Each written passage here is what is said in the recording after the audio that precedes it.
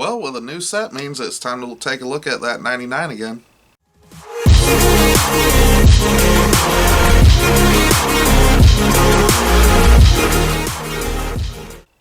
What is up, Commander players? My name is Matt and you're watching Top Commander. So, reaching the end of the Commander Legend videos, this one of course is going to be about all the new cards that we get from this set that we can slot into the 99. Surprisingly, I again had a hard time slimming down the list on certain colors. There was one particular color that I was having a hard time finding the third slot to fill in all honesty. But I'll get to that here in a little bit. Before we dive into it too deep though, if you wish to support this channel, be sure to like, share, and subscribe as always. And if you wish to support this channel directly, be sure to visit patreon.com/topcommander. But with that out of the way, so again, just like all the other videos, I'm not talking about every single card that is brand new to the set, because you're looking at about an hour and a half, maybe a 2-hour long video from me, and I hate to say it, but I don't feel like I'm that interesting. I'm not that entertaining, at least. So, the way that I did it with this one, for the 99 itself, basically I looked at each color and took my top 3 from each color. So that wound up with a grand total of 15 cards. However, that did get extended because I know somebody was going to say something about artifacts, which turned into a top 18. Mind you, some of these are a bit of a stretch. Some of these are, of course, kind of more obvious. But with that disclaimer out of the way, I guess, and these are also my own personal opinion. So if there's a card on here that you really like that I don't have on the list, I do apologize. These are just my personal thoughts. This is my opinions. I'm also not the end-all be-all. But let's go ahead and start with the first one. Starting in white. Achroma's Will. 3 generic and a white for an instant. Choose one. If you control a commander, as you cast a spell, you may choose both. I really like this line of text on these. First option. Creatures you control gain flying, vigilance, and double strike until end of turn. Second option is creatures you control gain lifelink, indestructible, and protection from all colors until end of turn. So, in a sense, I feel like one is meant to be more aggressive and the other one is meant to be more defensive. Very interesting card. I really like the amount of keywords that you're giving your creatures with this card. And especially it's a 4-mana instant. Now, granted, this is a card that cares more about... I feel like it cares more about a deck that's going to swarm the field, maybe a token deck, or just a deck that has a lot of creatures in general. But even at that, I really like this card. You could, I mean, with the option for the indestructible and protection from all colors until end of turn, you could use this as a blanket protection for all of your creatures. Dodge a board wipe, stop your opponents from, targeting your cards and trying to kill them. There's a lot of versatility in all of these keywords. You get aggression, you get defensive, you can stop your opponents from board wiping you or targeting your cards. It works very well. I really like this. But mono white has had a hard time getting card draw. A lot of people have been talking about this for quite some time. So is the solution for mono white card draw to give them more cards for the Monarch? Next card is Court of Grace. I'm actually really liking most of the Court of cycle. 2 generic and 2 white for an enchantment. Whenever Court of Grace enters the battlefield, you become the Monarch. At the beginning of your upkeep, create a 1/1 white spirit creature token with flying. If you're the monarch, you create a 1/1, a 4/4. Sorry, a 4/4 white angel creature token with flying instead. So it's an enchantment, comes down, brings in the monarch immediately. And then it triggers at the beginning of your upkeeps. So it's not that great. I kind of wish you could get this trigger at like the end step, maybe. Maybe get that trigger with the monarch. I don't know if that would make it busted or anything like that. I don't think it would. Just give you the option to get something out of it. But I figure that, I guess it made it more fair in the fact that you're not going to pay 4 mana to draw a card at the end of turn and get an angel right away. So I guess it makes sense. But it's an interesting mechanic, bringing in the monarch into the game. The fact that we have a lot of monarch support, I was actually really happy when I saw a lot of these cards. So it's giving you white token, or it's giving you tokens that are flying, which is really good to get around maybe some of your opponent's creatures. Flying is a really nice piece of evasion, especially when you're trying to get hold of the monarch. So if you play this and your opponent swings at you, takes the monarch away, you remember the monarch triggers at the end step, so you already drew the card off the monarch. So if they poke you and get the monarch and draw themselves, is it really that bad? Now, unless that poke is 21 commander damage or just a big beefy monster, then, yeah, sure, there's probably a problem there. But then your upkeep, you get a 1/1 flying spirit. Well, if nobody has flying on the field, you could just poke them with a spirit, get the monarch back, and then there you go. It's just a matter of keeping the monarch, because the monarch is a mechanic that a lot of people will try to keep you off of. So basically what's going to happen there is they either have to keep you off of it or kill you. Or kill the enchantment, because if you have the monarch the whole time and start just busting out 4/4 flying angels, that can be a problem over time. So I would say be careful about some of these monarch cards. They're really cool, they're really neat, and in a way it adds card draw to white. Just be cautious with playing these, but yeah. Alright, next up. So I kind of deliberated on the white cards to get the top 3. But I went with Keeper of the Accord. 3 generic and a white for a 3/4 human soldier at the beginning of each opponent's end step. If that player controls more creatures than you, create a 1/1 white soldier creature token. And at the beginning of each opponent's end step, if that player controls more lands than you, you may search your library for a basic plains card, put it onto the battlefield tap, then shuffle your library. So in a way, this is white ramp, and it gives you tokens. I feel like it cares more about an aristocrat style deck, because if your opponent has more creatures, so it gives you tokens to be able to sack and then keep your opponents on your check, maybe. That could be a stretch, I don't know.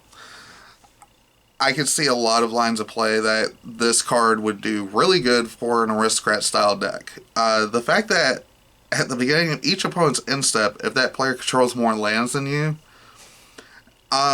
it almost seems like a land tax effect, only instead of getting the lands to your hand, you're putting them directly onto the field.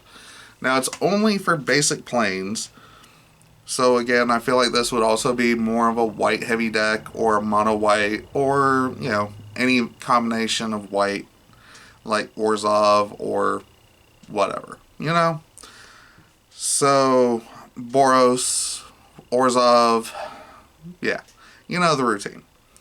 But I did like the fact that it has 2 triggers on the end step, so if you get both, you could just put a 1/1 soldier and get a land out on the field. Oh, what's this? It's happening every end step? Oh, cool. I do like this. It's pretty cool. It's 4 mana. So if your opponent board wipes Maybe they use a board wipe that gives them a bunch of tokens, like what's the white X spell one that does that? But there's a couple of ways that I could see this card being useful. A couple of different lines, a couple of different scenarios.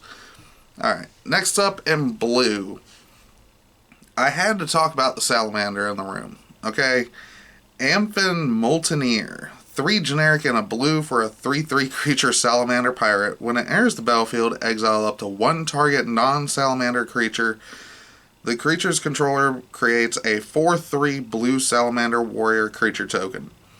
And then it has Encore for 4 and 2 blue, where you exile it from the graveyard. And then for each opponent, you create a token copy of it that has to attack that turn, and then you sack the tokens at the end of the turn. Blue getting more exile effects. This isn't the first time either. We've seen this with Reality Shift, Pongify, Rabid Hybridization, where they're getting destroy and exile effects. This is like on the border, on the edge of being like the duplicate, the artifact that exiles creatures on ETB. Definitely something for Blinky decks. I would be careful about what you're getting rid of, though, because the 4/3 Salamander token, that's not something to just scoff at. Granted, you can trade off with the Mutineer because he has a 3/3. You can do it that way, but I would still be careful with what you're doing. Next up, Hull Breacher, 2 generic and a blue for a 3/2 Merfolk Pirate with Flash. If an opponent would draw a card except the first one they draw in each of their draw steps, instead you create a treasure token. So this is very much like Notion Thief, only instead of drawing the cards with Notion Thief, with Hull Breacher you get to ramp and get tokens whenever your opponents would draw outside their draw step, of course. Yeah, this seems a bit much. We also have another card that I'll be getting to shortly. Unfortunately, I'm pretty sure y'all already know. Blue-black is just getting a little bit too much. Blue literally does everything at this point. Can we give some of this to, like, I don't know, white and red or something? Alright. So, the third card that I chose for blue, this one was it seemed very odd. But it also seems like a really decent kind of card to use. I'm not sure what the best place for this card is, but it just seemed really interesting to me. It's 6 generic and 2 blue for a 6/6 flying creature Sphinx. Yes, it is Sphinx of the Second Sun. At the beginning of your post-combat main phase, you get an additional beginning phase after this phase. The beginning phase includes the untap, upkeep, and draw steps. So you get to start your turn, do all the crazy shenanigans. If he comes out on the field, you go into combat, do whatever you're going to do, and then post-combat main phase, you untap everything, you get another upkeep trigger if you have upkeep triggers, and then you get another draw step for free?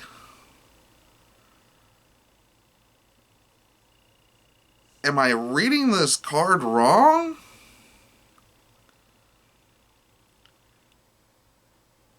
Now, don't get me wrong, this is not... I don't believe this is giving you infinite turns with one card. They wouldn't make a card like that. So, you get the additional beginning phase, but then when you get out of the draw step, you just go into your post-combat main phase, because this trigger happens at the beginning of your post-combat main phase. So you get another main phase, and then you go straight to end step. But this is some weird, loopy phases thing going on, and a part of me feels like it's going to be a little confusing for newer players, or trying to explain this card to a new player when they start the game. Um, Granted, most of the veteran players, some of us are probably going to look at this thing like, what in the world? How does this work? At first, at least, but it'll take a second. This card is just very odd, but I like it. I'm not sure how good it's going to be in our format. I mean, it gives you a whole additional beginning phase, which is insane.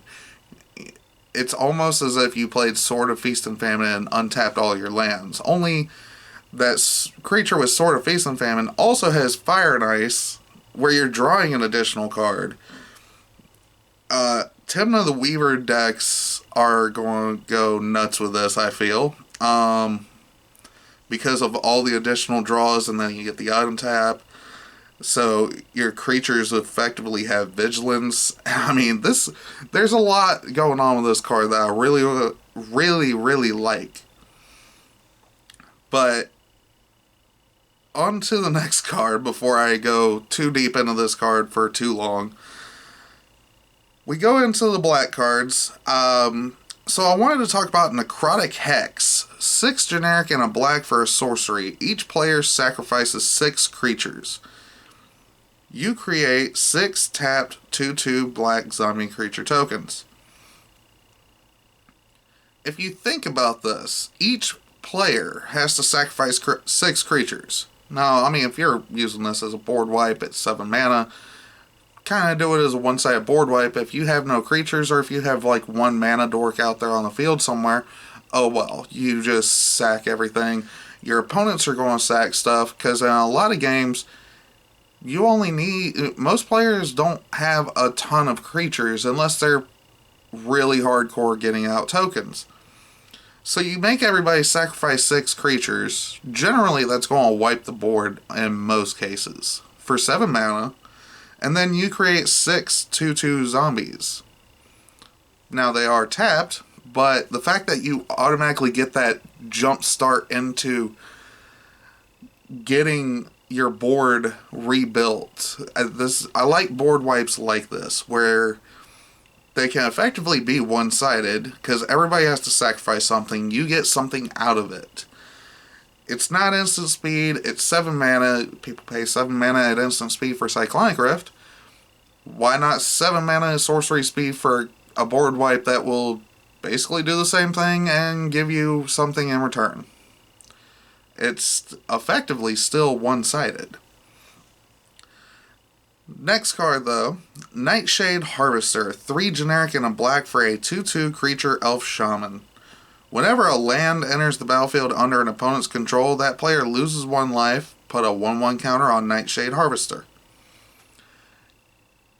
For those of you who have always wondered what is a good card to stop lands matter decks, if you notice, they play a lot of lands.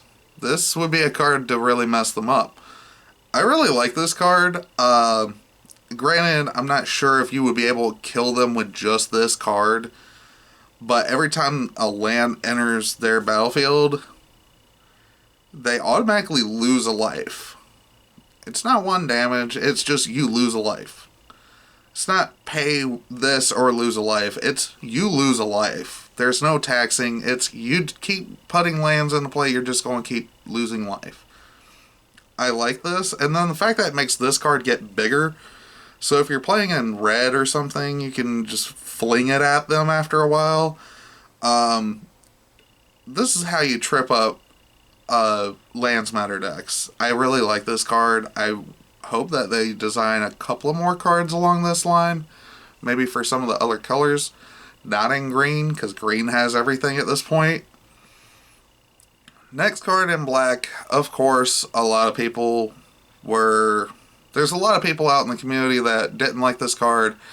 A lot of people out in the community thought that this card should be banned, whatever. It's still a good card. The feel bads are a thing, I understand, but it's Opposition Agent. 2 generic and a black for a 3/2 human rogue with flash. You control your opponents while they're searching their libraries. While an opponent is searching their library, they exile each card they find. You may play those cards for as long as they remain exiled, and you may spend mana as though it were mana of any color to cast them. Alright, here's the thing about this. It's basically, the line of play you're going to find with this is your opponent's going to search their library for something, somebody's going to flash out Opposition Agent, steal their tutor. Nobody's going to tutor until that creature's gone. That is the line of play you will see. People complain about there's too much tutoring involved. This is a card that keeps that in check. If people are searching their libraries way too much, this is a card that keeps that in check. Now they aren't going to be searching their libraries all the time. However, I want to also remind people that if the format is supposedly self-policing, if people are tutoring too much, don't you think you need to talk with your playgroup about that and tell them, hey, you're tutoring too much, we don't like this, it's going to end up in the same line of play every time, you're going to win this game every single time the same way, it's boring, it's not fun. Talk with your playgroup about this stuff. If this is a card that you don't like, you might not be liking it because you might be tutoring too much yourself. However, there's also the fact that it's a 3/2 with no abilities. It literally has the line of text that says you're screwed, you're losing your tutors, and flash. The only thing that matters on that is the fact that it can be played like a counter spell. In response to your Vampiric Tutor, I'm going Opposition Agent. Guess what? That's just the way that goes. It's a 3/2 otherwise. If you can't kill a 3/2, you've got bigger problems in your deck. Pack more interaction. Don't cast a tutor with no extra mana. I mean, because if you're tutoring and you hopefully have extra mana, if they flash out an Opposition Agent, just be like, no. There are playgroups that don't like counterspells. So is this card okay for their playgroup because it's not a counterspell, but it stops you from doing something? Oh. So is Narset's Reversal. There's a lot of things. I feel like people are over-exaggerating way too much for when it comes to cards that are being released. Opposition Agent was just the tip of the iceberg, too. I'm not going to talk about the next one until a little bit later. And most people probably won't like the response that I have about that one. But Opposition Agent is still a good card. Just pack more removal, have a counterspell ready, whatever. Protect your tutor is essentially what this card is going to be doing. Now, however, I do agree with the fact that stealing something I can understand is in black because that's fine. But I also wish that this effect was more in white because of Aven Mind Sensor and Leon and Arbiter. Because I feel like if white was supposed to get anything to be able to get some kind of card advantage, it would be this. I feel like this should have been white.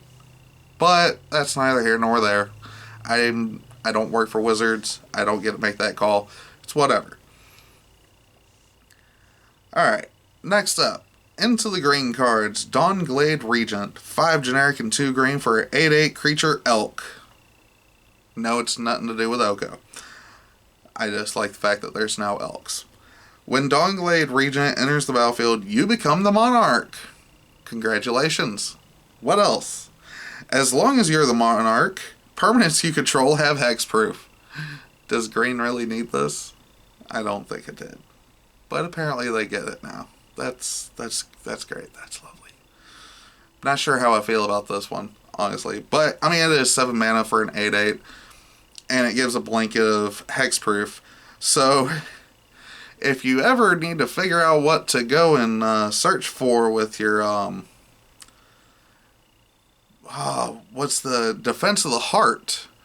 Go and search for 2 creatures. Go get Dawnglade Regent and Avacyn Angel of Hope. Now your whole field is hexproof and indestructible.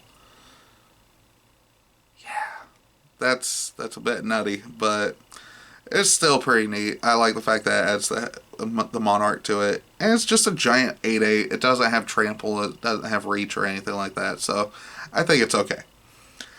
Magus of the Order. I thought that this was a reprint, but I looked again and it wasn't.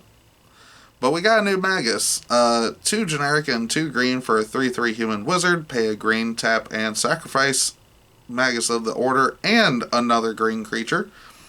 Search your library for a green creature card, put it onto the battlefield, then shuffle your library. Sacrifice that Land of War Elves and Magus of the Order and go get that Dawnglade Regent. You get the Monarch automatically at a very early stage of the game. And all of your field is hexproof. Why not? I just like these lines of play.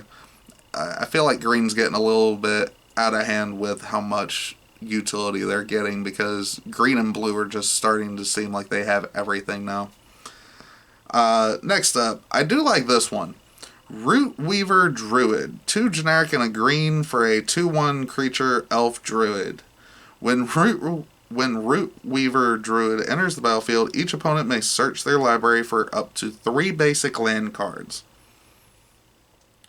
They each put one of those cards onto the battlefield tapped under your control, and the rest onto the battlefield tapped under their control. Then each player who searched their library this way shuffles it.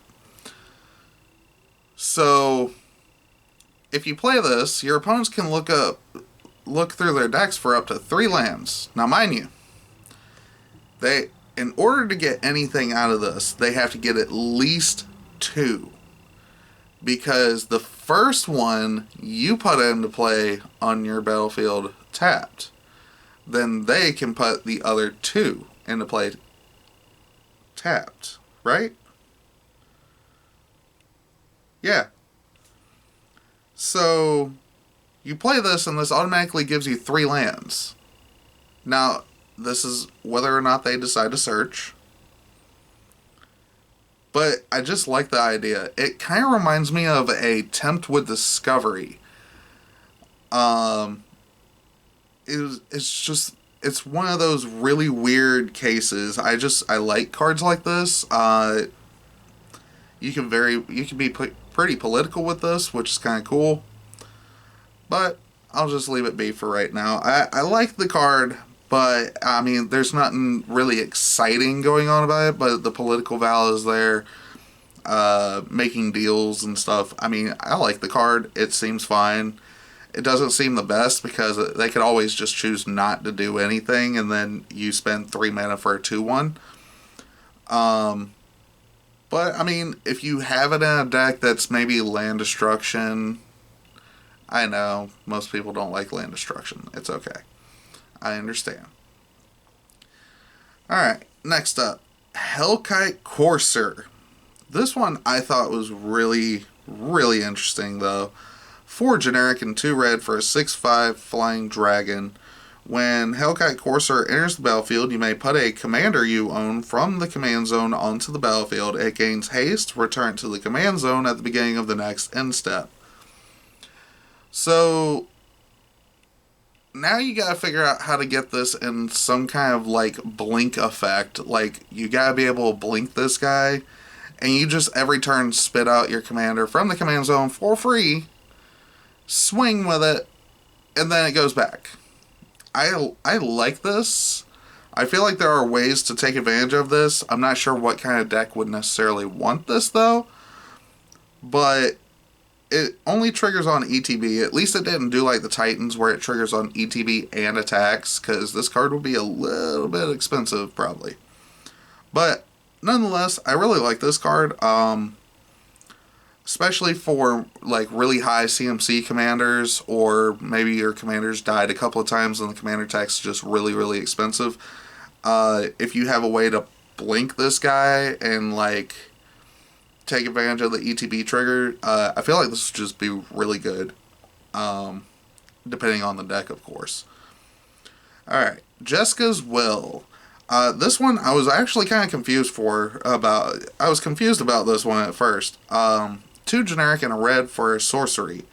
Choose one. If you control a commander, as you cast this spell, you may choose both. Add 1 red for each card in target opponent's hand. Exile the top 3 cards of your library. You may play them this turn. So, 3 mana, let's say top end is getting 7 red mana for 3. It's a ritual. Why not? And you can also get the other effect and effectively draw 3 with red. At least the card is giving you 7 red mana to work with this effect to be able to cast those cards as well. This is pretty interesting. It could potentially get you more depending on, like, if your opponent ends the turn with 7 cards in hand, but they have a Rhystic Study or Mystic Remora or some kind of a draw engine that's letting them draw cards the whole time. This could potentially be more, or if you Cyclonic Rift the board, bounce everything back to your opponent's hand. Oh, they have 10 cards in hand. Start your turn with Jessica's Will, you get 10 red mana for 3, and you could exile the top 3 and play those. I like this card. It's kind of a neat interaction with red to be able to take advantage of the impulsive draw that red gets, while giving you the mana because of a ritual effect at the same time. This is just a really good card. Alright, Port Razor, 3 generic and 2 red for a 4/4 Orc Pirate. Whenever Port Razor deals combat damage to a player, untap each creature you control. After this combat phase, there is an additional combat phase. Port Razor cannot attack a player it has already attacked this turn. With that being said, every time you go into combat phase, you can send Port Razor at somebody else and get up to 3 combats. That's kind of neat. I like this one. I like the fact that I don't think there's a way to go infinite unless this, like, ignores his own trigger if you do, like, a Helm of the Host. But at the same time, I like this because it's not immediately busted. Because at best, you get 2 additional combat phases. So, it seems fine. Alright, on to the artifacts. Commander's Plate. I really like this one. I like the way that it's worded as well. I'm not going to lie. 1 mana for an artifact equipment. Equip for 5, or equip Commander for 3. Equipped creature gets +3/+3 and has protection from each color that's not in your commander's color identity. The main reason I like this is basically SRAM is unblockable. He gets protection from everything except for white, which is fine. It's whatever. But it's a nice power buff as well, so Voltron commanders that care about equipment, sure, why not? This is an okay card. It's just fine. I don't think this is completely busted. I feel like the price is going to definitely drop down for this card. I believe the pre-order price that I saw was about $10 or $11, maybe $12. I don't think it's that good, honestly. I feel like this is going to drop down a little bit.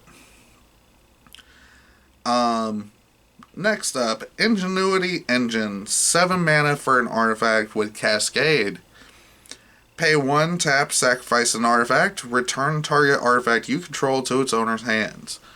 It has Cascade, it's 7 mana, you're in artifacts, you better be able to ramp out for this because you're in artifacts, that's just the way it goes. But I like the recurable ability to, like, you could just sack a random token and get some kind of nice artifact out of your grave and reuse it. It's pretty good. I like this. Alright. Jeweled Lotus. 0 mana for an artifact. Tap, sacrifice Jeweled Lotus. Add 3 mana of any one color. Spend this mana only to cast your commander.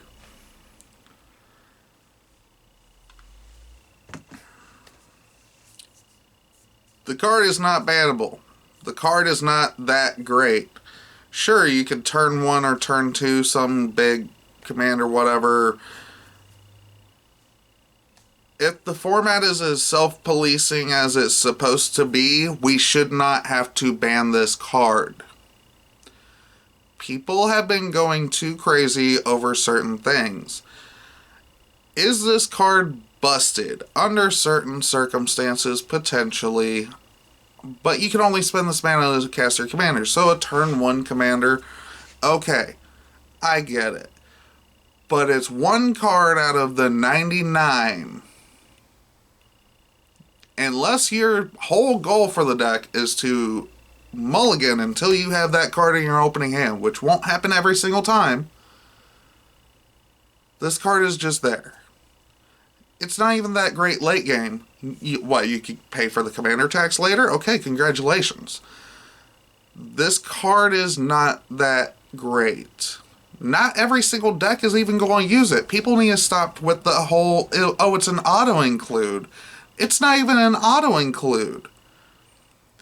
It really isn't. People have to calm down about this. Y'all are being too hasty with your thoughts on this. And stop going at the rules committee and everybody else about this card. Nobody is going to ban this card for you.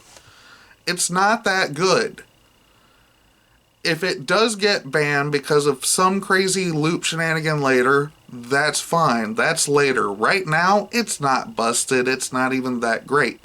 When it's good, it's good. True. I will admit, it's a good card. But not every deck is going to use it. Child of Valar is not going to use this. Okay? Golos? Sure. Turn 2 Golos. Congratulations. But, I mean, come on. People are going way too crazy. And if it's a card that is bannable, but the rules committee won't ban it, according to some people,